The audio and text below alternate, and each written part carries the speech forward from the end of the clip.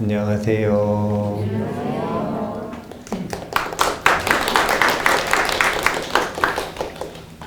오늘은 향적사에서 금강경 8번째 공부하는 날입니다. 총 12회차니까요. 이제 후반부에 들어갔습니다. 그런데 금강경은 아직 전반부네요.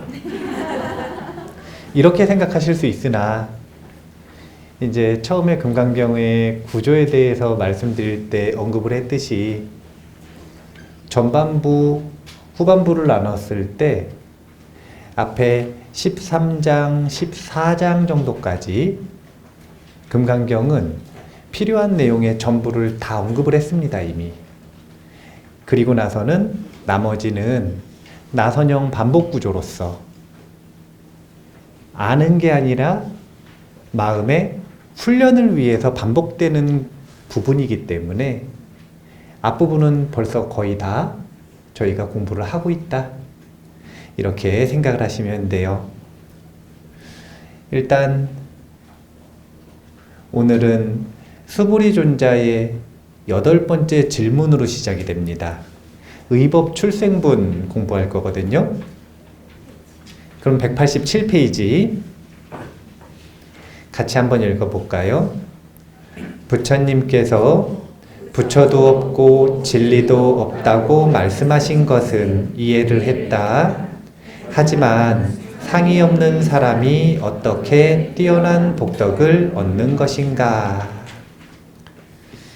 세친보살은 금강경을 처음 보살이 보리심을 일으켜서 깨달음의 길을 갈 때 끊임없이 신심과 의심이 반복되는 과정, 이 과정을 풀어내는 법문으로 보셨어요.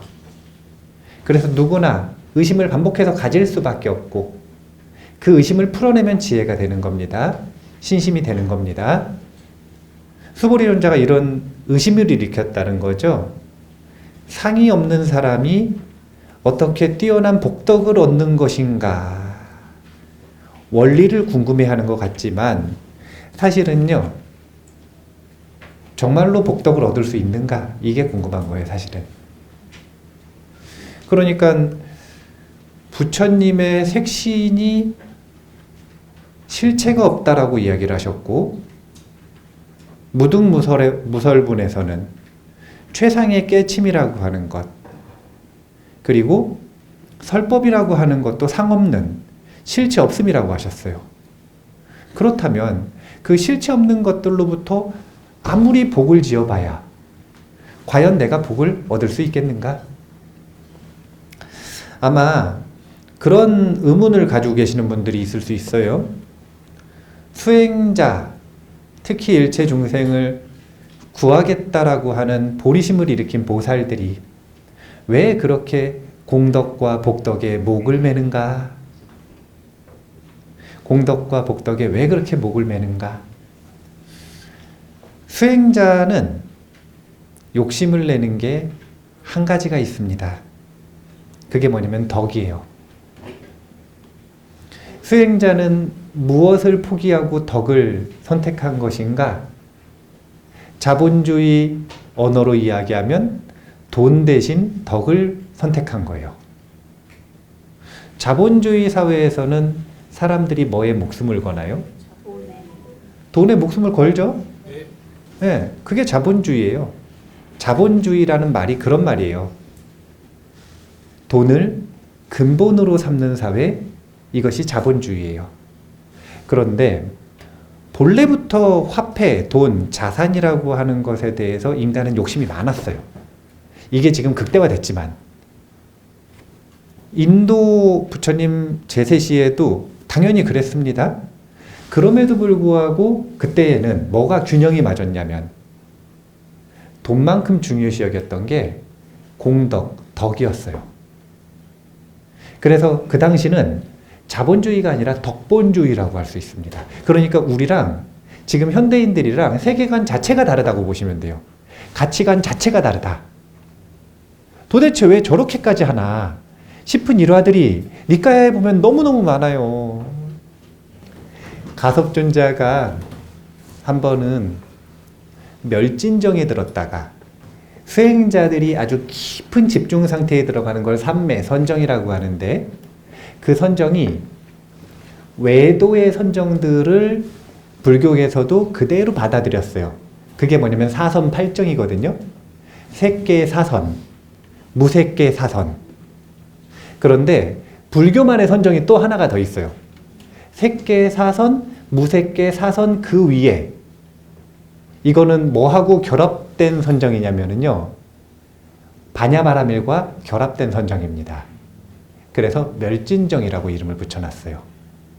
그런데 그 멸진정에 딱 들어갔다가, 들어가는 걸 뭐라 그러냐면 입정한다 이렇게 표현하고요. 나오는 걸 뭐라 그러면 출정한다 이렇게 말해요. 이게 그런 선정 상태나 몰입 상태, 깨달음의 상태, 깨침을 엿보는 것, 이런 것들을 일시적으로 체험하는 건 사실은 누구나 가능합니다. 그런데 체험한 것과 자유로워진 건 다른 거예요. 그래서 스님들이 선정을 닦는다 라고 표현을 하는 건 입정과 출정이 자유로워진 상태를, 선정을 닦았다라고 표현하는 거고, 나는 경험은 해본 것 같기는 한데 그게 맞는지도 모르겠고 다시 재현하라 그러면 못하겠어요. 이건 그냥 사실은 저기 산에 올라가는데 본인 발로 올라간 게 아니라 케이블카 타고 잠깐 올라갔다가 내려왔기 때문에 다시 가라 그러면 못 가는 거죠. 멸진정에 자유로워져야 그 당시에 최고 수행자라고 손에 꼽혔는데, 가섭존자가 멸진정에 탁 들어갔다가 나왔어요. 그리고서는 이렇게 생각하시는 겁니다. 오늘은 누구에게 최고의 공덕을 선물할 것인가. 왜 그러냐면 멸진정에 들어갔다가 나오셨을 때 첫 번째로 올리는 공양, 이 사람은 아주 위대한 공덕을 받는다 그래요. 그리고 가섭존자는 특징이 뭐냐면 가장 가난한 사람들을 항상 위하셨어요. 그래서 가장 가난한 사람들이 본인에게 공양을 올리면 그 사람의 삶이 바뀌니까 오늘은 누구에게 기회를 줄 것인가 하고 있는데 천녀들이 와가지고 쪼르는 거예요. 본인들이 공양을 올리고 싶다고. 그러니까 쫓아냈습니다. 한 번 말해도 안 가고 두 번 말해도 안 가니까 아주 모욕적인 언어를 이야기해가지고 천녀들을 쫓아냈어요. 천녀들이 천상에 올라가가지고 제사천왕한테 이릅니다. 가섭존자께서 우리의 공양을 거절하신 것뿐만이 아니라 우리를 모욕했다고. 제석천왕이 씩 웃으시더니 그런 기회가 있다고? 그렇게 하는 게 아니다. 내가 보여주마. 그리고서 본인 부인 중에 가장 아끼는 부인이 셋째 부인인데, 이 셋째 부인과 함께 연극을 시작합니다. 당신도 모습을 변화시켜라 그래서 부인은 한 80 먹은 할머니 정도의 모습, 그리고 본인은 한 80 먹은 할아버지 모습으로 변해가지고 다리도 막 불편해, 눈도 안 보이고, 그래가지고 이미 가섭존자의 탁발 동선을 다 파악하고 계시는 거예요. 그래서 탁발 동선에서 가장 불쌍해 보이는 지역에다가 아주 허름한 집을 딱 지어놓고 거기에다가 이제 이 잠복을 하는 거죠. 잠복을 딱 하고 있습니다. 가섭존자가 가다가 보니까 여기 이런 집이 있었나 싶을 정도로 너무너무 허름한 집이 있는 거예요. 그래가지고 아, 오늘은 이 불쌍한 사람들을 위해서 공양의 기회를 줘야겠다.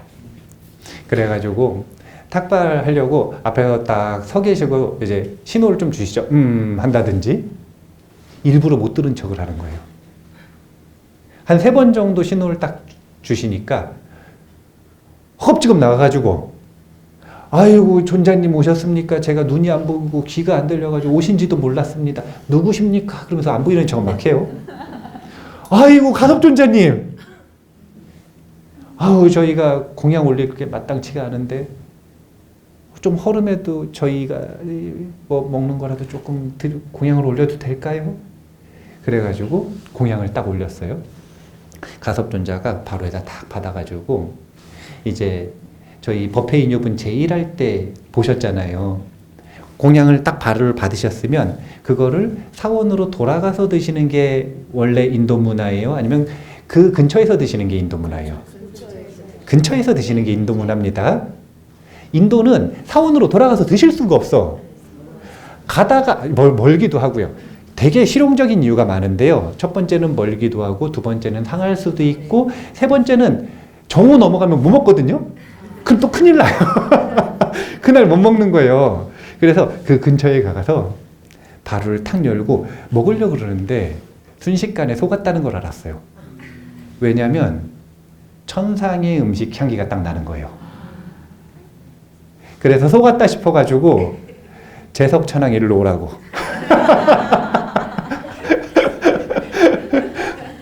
그러니까 재석천왕이 와서 한참 이제 가섭존자한테 꾸지람을 듣습니다. 어떻게 그럴 수 있느냐. 거짓말을 해서까지 어떻게 그 가난한 사람들의 공양 공덕 기회를 뺏을 수가 있느냐. 도대체 왜 그러느냐. 재석천왕이나 돼가지고. 그러니까 재석천왕은 잔소리를 막 듣고 아이고 죄송합니다 그러면서도 궁금한 건 딱 하나예요. 뭐라고 질문하냐면 스님 그래서 제가 거짓말로 공양을 올렸는데 그래도 공덕은 있나요 없나요?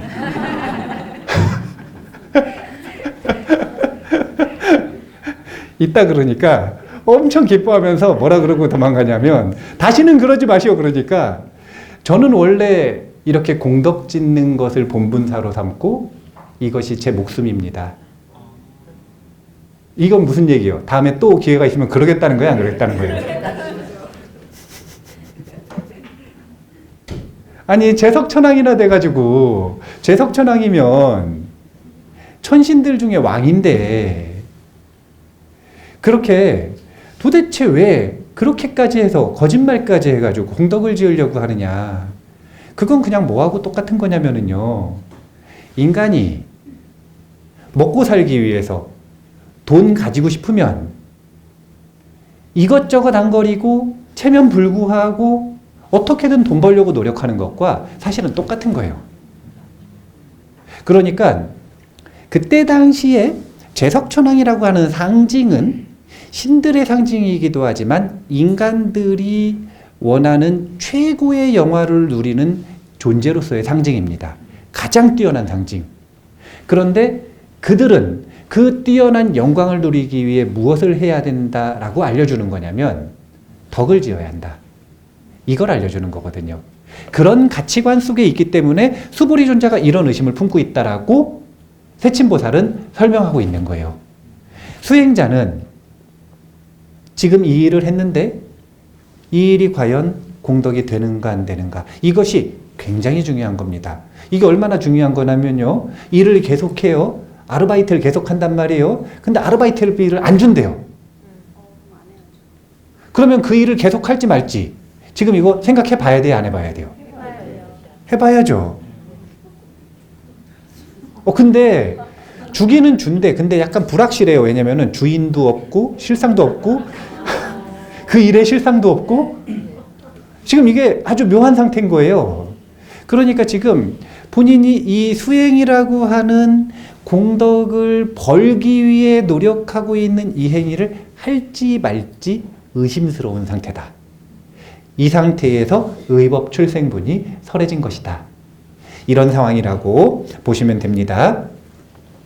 그래서 수행자는 덕을 추구해서 삶을 개선하는 자고 사람들은 아주 돈이 중요하듯이 수행자에게는 공덕, 복덕이 중요하다. 이 부분을 기억을 하시면 되고요. 188페이지에 원문 한번 같이 읽어볼게요. 수보리여, 그대 생각은 어떠한가? 어떤 사람이 삼천대천 세계에 칠보를 가득 채워 보시한다면 이 사람의 복덕이 진정 많겠는가? 수보리가 대답하였습니다. 매우 많습니다. 세존이시여. 왜냐하면 이 복덕은 바로 복덕의 본질이 아닌 까닭에 열애께서는 복덕이 많다고 하셨기 때문입니다. 자, 앞에 있는 의심에 대한 설명을 해드렸죠. 이유도 설명을 해드렸죠. 그러면 이 지금 질의응답이 눈에 보이시나요? 수보리존자가 의심을 품고 있었다 이거예요. 내 수행 공덕이 과연 입금이 될까 안 될까? 거기에 대해서 부처님은 반문을 하셔서 지금 그 의심을 풀어주시는 거예요. 뭐라고 반문을 하시냐면 그대 생각은 어떠한가? 어떤 사람이 삼천대천세계에 칠보를 가득 채워 보시한다면 이 사람의 복덕이 진정 많겠는가? 이 질문을 하시니까 그 반문을 통해서 수보리존자는 본인의 의심을 해결하셨죠. 매우 많습니다. 왜냐하면 이 복덕은 바로 복덕의 본질이 아닌 까닭에 열애께서는 복덕이 많다고 하셨기 때문입니다. 석가모니 부처님께서 집필하신 단행본으로서의 원고 쓰신 경전인가요? 아니면 이 여러 해를 거치면서 결집된 경전인가요? 사실은 부처님께서 직접 집필하신 경전은 단 한 권도 없어요. 설법하신 내용을 녹취본처럼 제자들이 암기해서 그것도 얼마 뒤에 이 집필을 시작을 한 거냐면 100년, 200년 뒤에 그때까지는 계속 암송되어 전해져 내려오면서 그렇다면 지금 이 질의응답 사이에 딱 이 말만 있었을까요? 본래는 더 긴 설명들이 있었을 수도 있을까요? 있었을 수도 있고 또 없었을 수도 있지만 있었을 가능성이 높아요. 왜냐하면 항상 첨삭되기 때문에 근데 그 첨삭하는 과정 속에서 이것이 단순하게 편집을 한 게 아니라 끊임없이 법회 속에서 대중들의 논쟁 속에서 서로 대화하고 법담을 나누면서 첨삭이 되어가는 거잖아요. 그러면 그 중간에 사실은 긴 설명들이 있고 그래서 알아들은 거예요. 원래는. 단박에 복덕이 진정 많겠는가? 아! 많습니다. 이렇게 된 게 아니라 그게 아니라 그 중간에 아주 긴 설명이 있었을 거예요. 그리고 그 긴 설명을 쭉 바탕으로 해서 결론적으로 요약해서 딱 이렇게 내용을 얘기해 주신 거거든요. 이런 배경들을 관점을 잘 가지고 보셔야 되는데 지금 근데 여기 보면은 이 질문만으로 과연 앞에 있었던 의심이 해결이 되세요? 수보리존자는 됐대요. 수보리존자는 됐대요.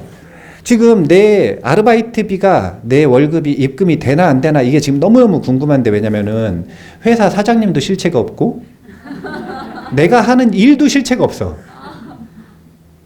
지금 그런 얘기를 들었잖아요. 누구한테 들었냐면 사장님한테 들었어요.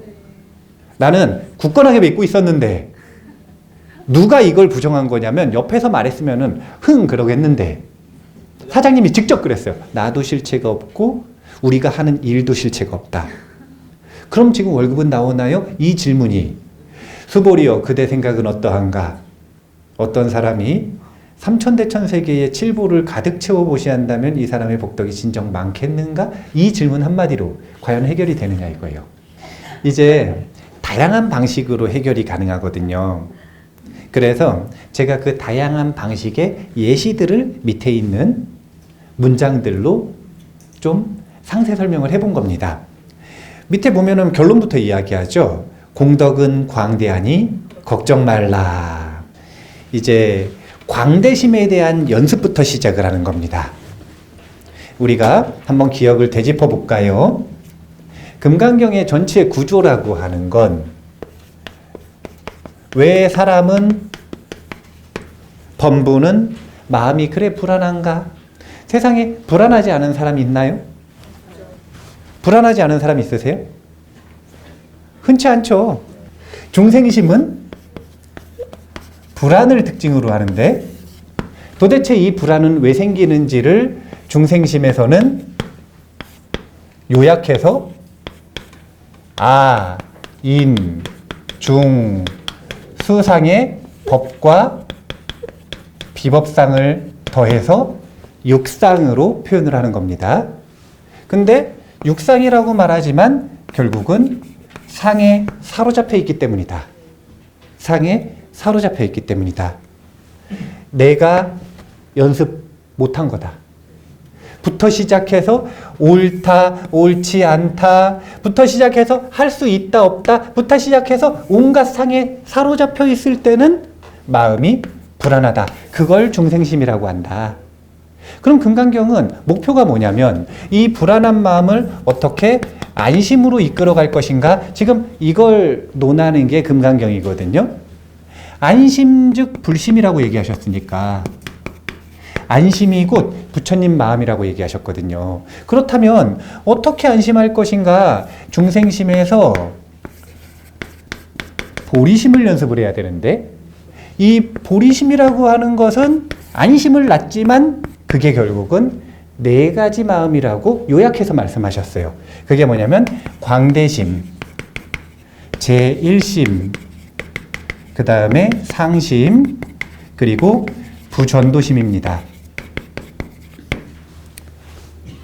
마음이 수보리 존자가 불안해요. 실체가 없다 그러니까 이 공덕이 나올 것인가? 지금 무엇에 사로잡혀 있는 거냐면 공덕이 나오나 안 나오나 공덕의 욕심에 사로잡혀 있잖아요.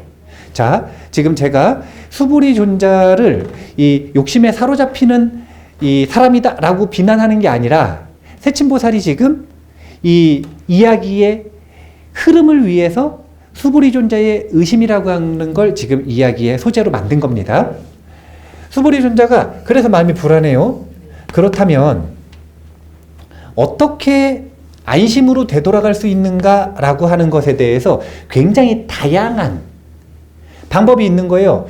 광대심을 훈련하든지 제1심을 훈련하든지 상심을 훈련하든지 부전도심을 훈련하든지 이 각각의 훈련법들이 있는데 이 훈련법들을 가지고 훈련을 하고 그 훈련했었던 마음의 감각을 회복하면 그러면 곧바로 안심으로 되돌아가는 겁니다. 금강경에서는 지금 질문이 어떤 의미냐면 이렇게 질문하셨죠. 뭐라고 질문하셨냐면 어디를 가득 채웠어요? 이번에는 삼천대천세계를 칠부로 가득 채워. 자, 이게 지금 삼천대천세계라는 말이 벌써 광대심이에요. 자, 삼천대천세계 떠오르는 게 있으세요? 그러시면 안 돼요. 이게 암호거든요. 이게 암호예요, 암호. 제가 저번 시간에 무등무설분 이야기를 할 때 설법이라고 하는 게 결국은 언어의 영역이라 제가 언어의 특징에 대해서 얘기를 했어요. 무슨 얘기를 했냐면 우리의 주관적인 세계라고 하는 건 언어에 갇혀 있거든요. 언어의 한계가 나의 한계인 거예요. 언어의 한계가 나의 한계고 내가 쓰는 언어의 격이 나라는 사람의 격인 겁니다. 특히 무의식적으로 자기가 하는 말들 있죠. 그게 그 사람의 수준이라고 보시면 돼요. 내 주변 사람들이 하는 말이 바로 내 수준인 거예요. 그런데 삼천대천세계라고 하는 말을 딱 듣자마자 사실은 이게 암호잖아요, 암호? 이 암호를 듣자마자 수보리 존자는 곧바로 답이 된 거예요. 근데 우린 답이 안 된 거죠. 그래서 오늘 첫 번째로 뭘 배워야 되냐면 삼천대천세계가 뭔지를 먼저 배워야 돼요. 이게 되게 재밌는 거예요. 처음에는 삼천대천세계 이렇게 말 안 합니다. 아주 순박하게 말씀하세요. 뭐라 그러시냐면 동쪽 허공을 상상하라. 그러면 상상을 나름대로 할 수 있어요, 없어요? 그런데 재밌는 건 그 상상에도 한계가 있어요. 누구는 정말 무한을 상상하고요. 누구는 무한인 척을 상상해요. 무한인 척 아무리 해봐야 요만한 걸 상상을 해요. 이게 바로 자신의 언어의 한계이자 개념의 한계이자 세계관, 언어의 세계의 한계인 거예요. 그래서 그런 분들을 위해서 광대심의 연습에서 동쪽 허공, 서쪽 허공 이런 방향이 아니라 삼천대천세계라고 하는 개념을 처음으로 쓰기 시작하시는 거예요. 개념을 쓰면 구체적으로 상상할 수 있거든요. 언어가 우리를 지배한다라고 하는 걸 단박에 경험을 해보자면, 자, 첫 번째, 사과. 사과, 생각해 보시니까 사과 떠올랐어요, 안 떠올랐어요? 인간이라는 컴퓨터는요, 즉각적이에요. 우리는 언어를 듣자마자 자기가 상상하지 않아도 곧바로 상상이 됩니다. 아주 재밌는 거예요. 그래서 사람들은 자신의 생각 문을 잘 다스려야 되는 거예요. 다스리지 못하면 다른 사람들에게 끊임없이 해킹당합니다. 다른 사람들이 하는 말을 진짜로 믿잖아요. 그 사람들의 말은 의견일 뿐이고 허구일 뿐이고 거짓인데도 계속 들으면 믿어요. 우리는 그렇게 중생상을 세뇌당해 왔거든요. 잠깐 이야기가 딴 데로 샌 거고요. 삼천대천세계 책에는 190페이지 190페이지 중간에 보면 두 번째 문단의 끝쯤에 보면 수미산을 중심으로 이렇게 되어 있는 데 있죠. 거기에서부터 한번 읽어볼게요. 수미산을 중심으로 8개의 산과 8개의 바다가 둘러싸고 있는데 이것을 구산파래라고 합니다.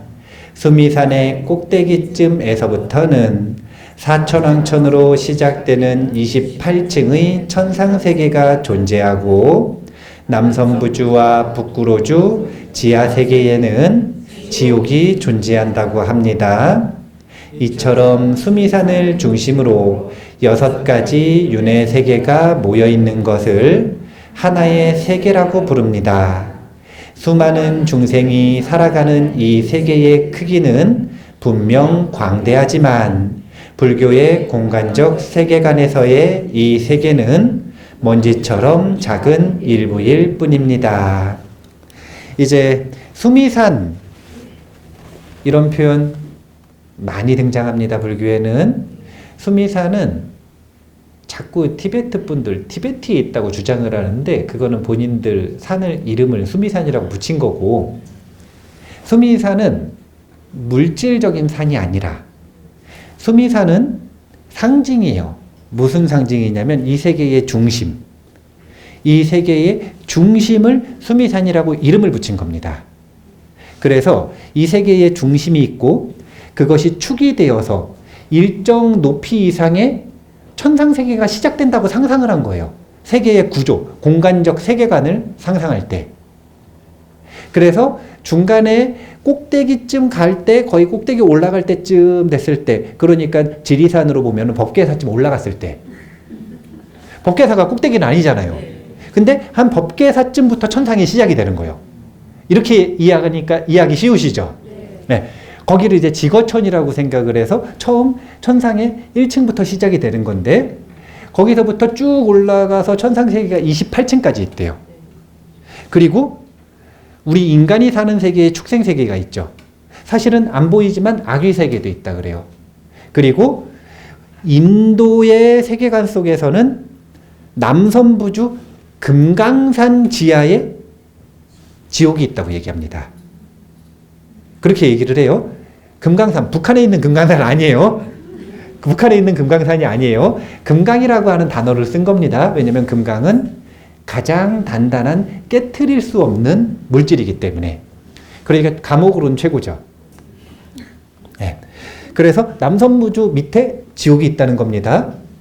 그렇게 지옥부터 시작해서 위에 있는 천상세계까지, 인간세계까지 9개의 이 바다와 산들이 둘러싸여 있는 이 하나의 세계를 세계라 그러는 거예요.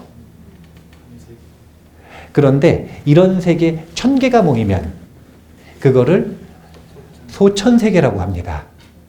그리고 소천세계가 다시 1000개가 모이면 중천세계라 그래요. 중천세계가 다시 1000개가 모이면 대천세계라 그래요. 그럼 대천세계는 천이 몇 개 모였어요? 3번 모였죠? 3중첩이잖아요. 그래서 삼천대천세계라 그러는 거예요.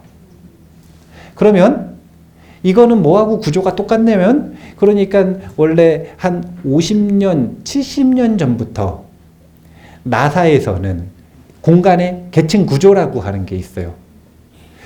우리의 이 천체 물리학의 개념에 그대로 반영이 되어 있는데,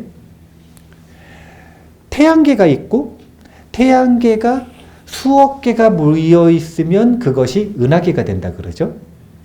은하계가 수억 개 모이면 그게 이 은하단이 된다 그러죠. 그리고 그런 은하단이 무수히 모여 있는 게 우리 우주란 말이에요. 이런 계층 구조. 그러니까 철학적인 인도의 세계관에서 삼천대천 세계는 우리 우주에 해당된다고 보시면 돼요. 그러면 그런 우리 우주에 해당되는 삼천대천 세계가 하나만 있느냐? 그렇지 않죠. 이미 2500년 전에는 멀티버스 세상에 대한 이야기들을 부처님께서는 철학적으로 공공연히 하셨죠. 그게 뭐냐면 이런 삼천대천 세계가 하나만 있는 것이 아니라 온 법계에는 먼지처럼 작은 하나일 뿐이다. 무수히 많은 삼천대천 세계가 존재한다. 그러면 삼천대천 세계라고 하는 단위는 왜 중요한가? 이런 것 때문에 중요해요. 삼천대천 세계는 삼천대천 세계는 뭐에 대한 범위냐면 한 부처님에 대한 범위예요. 하나의 삼천대천 세계에는 한 분의 부처님이 계신답니다. 한 분의 부처님이 계신다라고 하는 건 무슨 의미인가? 한 삼천대천 세계에 있는 무수한 중생들이 있을 거 아니에요. 그럼 그 무수한 중생들이 가지고 있는 악업이 있을 거 아니에요. 그럼 그 악업이 선업으로 균형을 맞추지 못하면 무너지거든요. 세상이. 이게 불교의 철학적인 세계관이에요. 세계는 성주, 괴, 공을 반복하는데 도대체 왜 주에서 괴, 무너져서 공으로 돌아가느냐? 이게 지금 파괴된다는 거잖아요. 생성과 파멸을 반복을 하는데 왜 파멸되느냐? 왜 파멸로 이끄느냐? 불교에서 파멸은 삼독심이 파멸이요. 자꾸 부처님께서 파멸의 길 이런 표현을 자주 쓰시는데 그것이 뭐 물질적으로 망한다든지 아니면 뭐 질병에 걸려서 아프다든지 아니면 생명이 끝난다든지 아니면 뭐 지옥 간다든지 이런 구체적인 현상을 얘기하시는 게 아니라 씨앗을 얘기하시는 건데 파멸의 길은 삼독심을 파멸이라 그래요.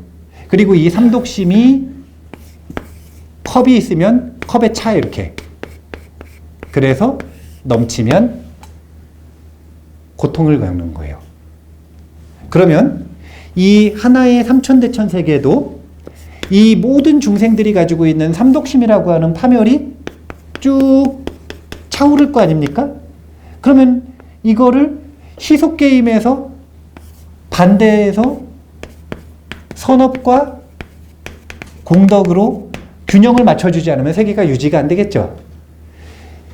하나의 세계에 있는 일체 중생의 모든 악업을 감당할 수 있는 게 한 부처님이라고 합니다. 그래서 한 부처님이 유지할 수 있는 세계의 범위가 하나의 삼천대천 세계로 설정이 된 거예요. 이런 관점인 거예요. 두 번째는 또 이런 관점이 있습니다. 그래서 삼천대천 세계라는 게 무수히 많으면 이게 사실은 우주라는 얘기잖아요. 그럼 이 우주, 이 세계는 모든 우주에 한 분의 부처님이 계신다. 이게 도대체 무슨 의미인가? 그것은 무슨 의미냐면 사람들은 전부 다 자신만의 주관적인 세계를 가지고 있어요. 진짜 자기가 각자 다른 우주에 살고 있어요. 우리가 지금 똑같은 데서 똑같은 말을 듣고 있는 것 같지만 다 다르게 알아듣거든요. 지금 서로 다 다른 경험을 하고 있어요. 우리가 같은 우주에 있다고 자꾸 착각하지 마세요. 우리는 지금 완전히 다른 우주에서 하나의 경험을 공유하고 있는 거예요. 다르게 해석하면서. 그러니까 하나의 세계가 삼천대천 세계고 이 세계가 무수히 많은데 무수히 많은 부처님이 계시다는 건 중생 한 명 한 명이 하나의 삼천대천세계를 가지고 있는 한 명의 부처님이라고 하는 의미이기도 합니다. 자, 삼천대천세계에 대한 설명은 이 정도로 하고요. 이게 왜 광대심하고 연관이 있느냐? 다시 해볼게요. 동쪽 허공을 상상해 보세요. 얼마나 상상할 수 있으세요? 무한히 상상할 수 있으세요? 무한히 상상하실 수 있다면 공무변처정을 얻으신 거예요. 공무변처정을 갈고 닦는 것들은 허공이 변, 끝이 없다, 가가 없다라는 뜻이거든요. 무한을 상상하는 무색계 선정입니다. 이 무색계 선정을 통해서 무한을 관상하는 연습을 하는 거예요.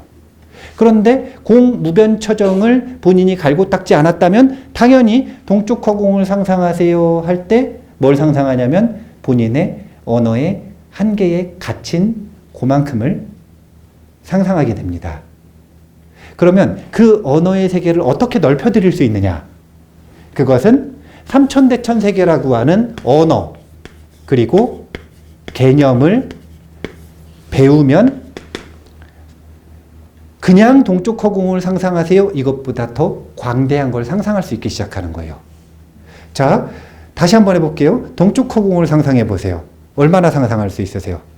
전라남도 지역의 광주광역시에 여기가 광산구쯤 되던데요, 보니까. 자, 여기 광산구에 있죠? 네, 광산구에 있는 게 아니라 조금만 넓혀보면 전라도에 있고요. 조금 더 넓혀보면 한반도에 있고요. 조금 더 넓혀보면 아시아에 있고요. 조금 더 넓혀보면 지구에 있어요.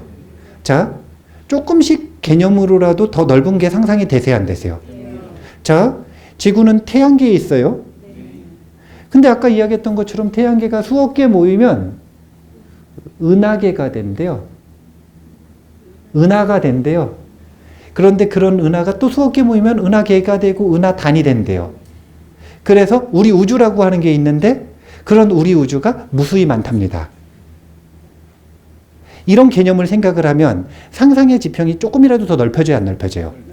이게 바로 언어의 한계를 넓힌다는 개념입니다. 그러니까 광대심은 어떻게든 공간적인 세계관을 넓게 가져보자는 거예요. 도대체 왜 인도 사람들이 시방 3세 하면서 시방 3세라고 할 때 시방이라고 하는 말이 삼천대천 세계를 요약하고 있고 3세라고 하는 건 시간 개념으로서의 시간적 세계관을 이야기하고 있는데 인도 사람들은 시간적으로 조금 큰 단위를 쓰잖아요. 숫자 단위가 년이 아니라 겁을 쓴단 말이에요. 겁. 그러면 시간적으로 광대한 상상을 하죠. 이게 뻥이 세서 그런 게 아니라 용도가 있는 거예요. 용도. 그리고 또 세계에 대해서 상상을 할 때도 항상 인도 사람들도 본인의 인도라고 하는 나라가 세상의 중심이라고 생각을 합니다. 사실은. 중국만 중화사상을 가지고 있는 게 아니라 인도도 인도에 수미산이 있고 인도를 중심으로 천상세계도 있고 그런 생각을 해요. 그런데 그 세계의 크기라고 하는 게 우리 그냥 일반적인 사람들이 생각하는 것보다 훨씬 큰 세계를 예전부터 상상을 했단 말이에요. 그럼 도대체 왜 공간을 그렇게 크게 생각하고 시간을 그렇게 크게 생각하느냐? 그것은 그런 시공간에 대한 세계관이 커지는 것만으로도 개념적으로라도 커지는 것만으로도 광대심에 가까워지기 때문에 그래요. 당신은 도대체 어디에 사느냐 이거예요. 본인이 살고 있는 작은 아파트, 빌라, 단독주택, 원룸, 그 방 하나. 이게 자신의 공간적인 세계관이어가지고는 인색함에서 벗어날 수 없다는 겁니다. 그 마음으로는 수보리존자가 일으켰었던 이 불안에서 벗어날 수가 없어요. 정말로 공덕이 있을까 없을까? 이거는 공덕이 있는지 없는지가 궁금한 게 아니에요, 사실은. 마음 상태가 어떻게 된 거냐면 인색해진 거죠. 문제의 근본은 이거예요. 그래서 부처님은 설명을 안 하셨잖아요. 상이 없음에도 불구하고 공덕은 크다라고 하는 구체적인 설명을 안 합니다. 어떻게 하냐면요. 그냥 마음이 광대심으로 되돌아가도록 만듭니다. 그럼 본인이 어떻게 되냐면 아, 공덕은 있습니다. 무량합니다. 본인이 답을 찾아내죠. 그래서 답을 내주시는 게 아니라 어떻게 하냐면 사로잡혀 있는 관점에서 벗어나면 본인이 답을 찾도록 해주시는 거죠. 이게 광대심을 바탕으로 한 의법 출생분에서의 질의응답의 답변 방식입니다. 자, 여기까지 보니까 이해가 되세요, 안 되세요? 됩니다. 그러면 광대심 훈련이라고 하는 게 두 가지 방법이 있다는 거예요. 두 가지 방법. 첫 번째는 이렇게 삼천대천세계, 동쪽 허공 이런 것들을 상상하는 언어와 개념을 가지고 상상을 하는 방법이 있어요. 광대심은 의도적으로 훈련이 가능합니다. 광대심을 연습하는 건 너무너무 중요합니다. 왜 그런 날이 있잖아요. 아침에 일어났는데 일어나자마자 짜증이 나. 그런 날이 있을까요, 없을까요? 있을 수 있죠? 그런 날은 누구든 걸리면 큰일 나죠? 그런 날은요, 친구가 와서 선물을 하잖아요? 그럼 무슨 마음이 드냐면 내가 거지냐? 이런 생각이 들어요. 아니, 그렇게 답변하는 사람들이 있어요. 근데 그 사람이 인성이 나빠서 그런 게 아니라 그 사람이 지금 마음이 어떤 거냐면 좁고 인색해진 거예요, 지금. 이게 마음의 공간성이에요. 그런데 그 사람이 다음날 갑자기 아침에 딱 일어났는데 너무 인자해졌어, 마음이. 그냥 기분이 좋아. 일어나자마자, 눈 뜨자마자 기분이 좋아요. 사람들은 흔히 그냥 뭐 컨디션이 좋다 나쁘다 이렇게 얘기하지만 그 마음을 보면 마음의 공간성이 확장이 된 겁니다. 그러면 지나가다가 본인이 그냥 평소에 지나치던 나무가 아름다워 보여요. 세상에 여기에 이런 아름다운 나무가 있었나?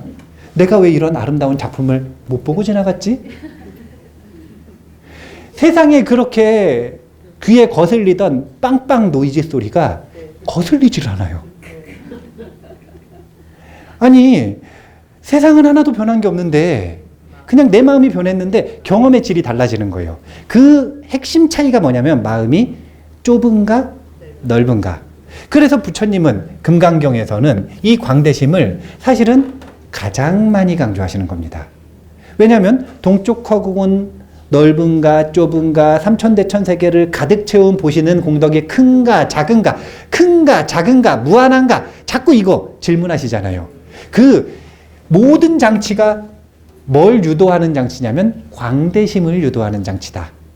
그래서 이것은 광대심을 연습할 때 상상과 개념을 활용하는 명상법이 첫 번째 명상법이에요. 두 번째 명상법도 있어요. 이거는 명상법 1, 언어와 개념을 활용해서 명상한다. 명상법 2가 또 있어요. 명상법 2. 그러니까 이런 거를 이제 잘 공부를 하셔야 돼요. 왜냐하면 금강경은 철학적인 논리를 배우는 경이 아니에요. 금강경은 누가 좋아했냐면 역대 선사들이 그래 좋아하셨어요. 선사들이 맨날 불립문자 그러시면서도 본인은 금강경 끼고 공부하셨거든요. 도대체 왜 이 금강경을 아끼셨느냐. 이 금강경은 언어와 개념으로서 공부하는 것으로 동북아시아 불교에서 받아들이지 않고 어떻게 했냐면 선수행과 항상 짝을 삼아서 공부하기에 가장 좋은 경전이었기 때문에 그래요. 그래서 금강경을 공부하실 때는 선수행방법을 반드시 하셔야 되는데 그러니까 이게 명상수행을 도대체 어떻게 하는가라고 하는 걸 원리를 아셔야 되는데 그 중에 첫 번째 광대심은 마음의 공간성을 확보하는 마음 확장 명상법이라고 하는 게 있어요. 마찬가지로 첫 번째 방법은 언어와 개념, 상상을 쓰고요. 두 번째는 감각을 씁니다. 감각을 어떻게 쓰냐면요. 실습 한번 해볼까요? 네. 시간은 어차피 얼마 안 남았으니까 실습을 간단하게 해볼게요. 명상을 할 때는 처음에 시작을 어떻게 하나요? 자유롭게 하는 겁니다. 네. 아무런 고정된 의식이 없고요. 왜냐하면은 명상은 몸의 일이 아니라 마음의 일이기 때문에 어떤 자세로든 어떤 상황에서든 할 수 있습니다. 그러면 마음의 일을 정확하게 하셔야 되는데 마음을 확장하는, 마음을 광대심으로 만드는 명상에 마음의 일, 해야 되는 일이 정확하게 있어요. 그게 뭐냐면 첫 번째는 심호흡을 하는데, 지금 심호흡 해보세요. 설명을 들으시면서 하시면 돼요. 심호흡을 하는데 가슴 부위에다가 자신의 마음을 둡니다. 그러면 호흡을 들이시면 가슴 있는 데가 팽창하겠죠. 호흡을 내쉬면 수축할 겁니다. 이건 상상이 아니에요. 아랫배에다가 상상하는 거하고는 다른 거예요. 숨을 들이쉴 때 아랫배는 팽창 안 합니다. 물리적으로. 근데 가슴 있는 데는 팽창을 하죠. 왜냐하면 여기 폐가 있으니까. 자, 가슴이 팽창하고 수축하는 것을 관찰하는 거예요. 그리고 호흡을 계속하면서 어떻게 하냐면 가슴 있는 부분이 몸이 팽창하고 수축한다라고 느끼는 겁니다. 상상하는 거죠. 몸의 감각이 팽창하고 수축하는 감각에 마음을 잠깐 집중하는 겁니다. 제가 딱 30초만 드려볼게요. 한번 해보세요. 심호흡을 하시고 팽창과 수축의 감각에 마음을 둡니다.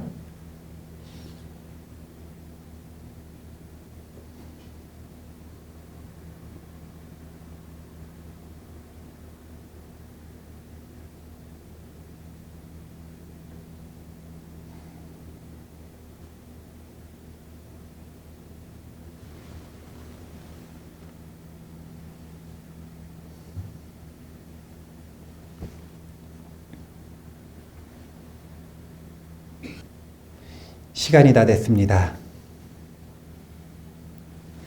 마음 확장하기 명상은 이걸 기본 20분 합니다. 한 20분 정도 했을 때 어떤 경험들을 하기 시작을 하냐면 한 번 해가지고는 그런 경험을 못 하고요. 20분씩 하는 걸 이게 한 세트라고 쳤을 때 매일 한다고 반복을 했을 때, 반복한다고 경험을 했을 때 이제 한 2주 정도 반복을 하면, 그러면 일상에 우리가 항상 당연하다고 생각했었던 시공간이 무너지는 경험을 합니다. 그러니까 흔히 명상하다가 무슨 신기한 체험했다고 하는 거 있잖아요. 그러니까 가장 많이 나타나는 게 명상을 하다 갑자기 자기 팔이 없어졌대요.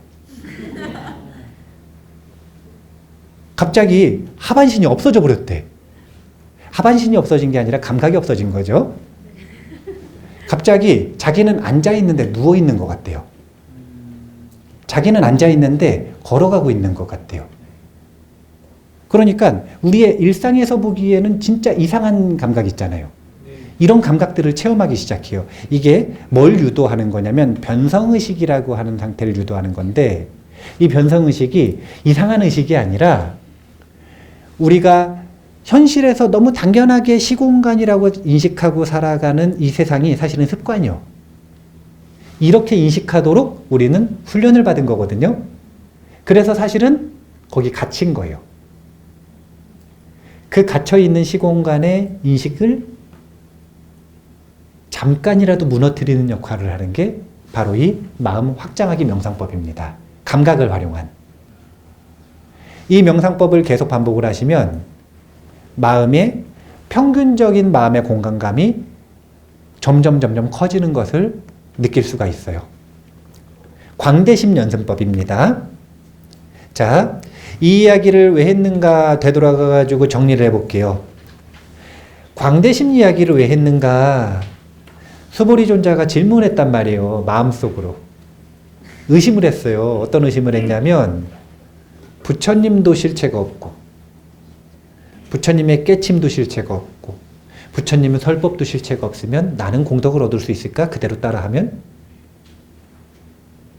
여기에 대해서는 답변을 안 하신다니까요. 여기에 대해서 답변을 하는 건 하책이라. 그건 그냥 논리적인 논쟁을 하자는 거잖아요. 논쟁밖에 안 돼요. 어떻게 하면 곧바로 해결되냐면 그 인색한 상태에서 벗어나면 아무런 문제가 안 되는 거예요. 우리가 흔히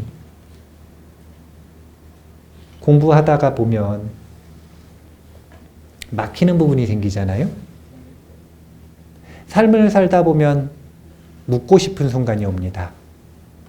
그러면 멘토이자 스승을 찾아뵙게 되죠. 질문을 품고 갑니다. 1시간 거리, 2시간 거리, 3시간 거리를 딱 가요. 계속 마음속에 궁금함이 증폭되고 묻고 싶고 이런 마음들이 있습니다. 근데 스승 앞에 딱 앉으면 갑자기 아무것도 궁금하지 않아요.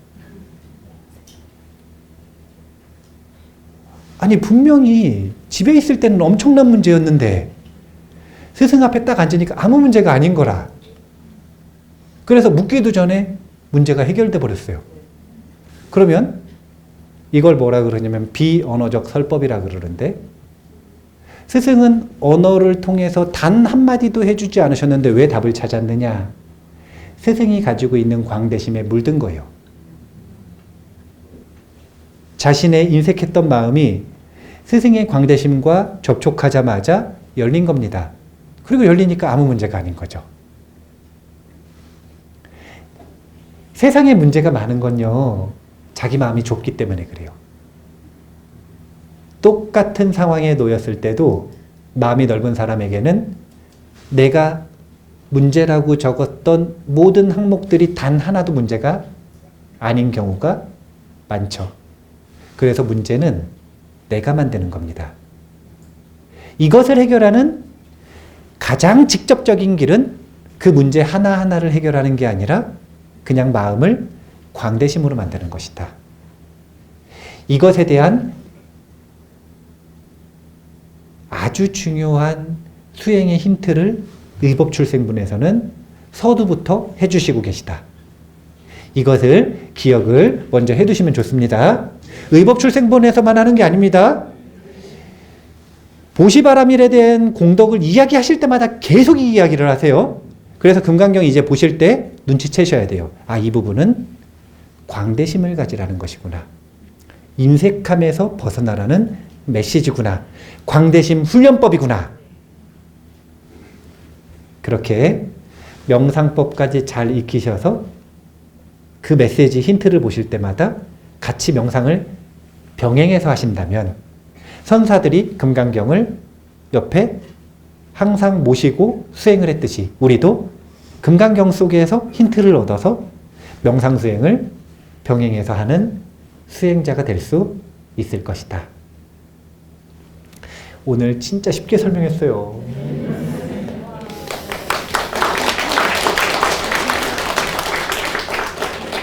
다음 시간에는 이번에는 논리적인 설명을 한번 해보도록 하겠습니다. 자, 그러면은 10분 쉬었다가 다시 하도록 하겠습니다. 10분 쉬세요. 감사합니다.